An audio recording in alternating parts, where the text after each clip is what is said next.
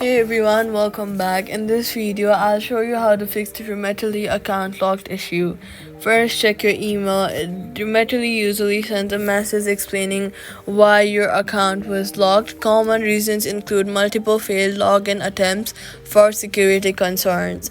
Next, log in and follow any instructions provided. You may need to reset your password or verify your identity by submitting ID documents. If you can't access your account, contact Remitly support from the official website. Provide your details and explain the issue clearly. Do not create a new account as this can cause more problems. Once your information is verified, your account will be unlocked. That's how you fix the Remitly account locked issue. Subscribe for more.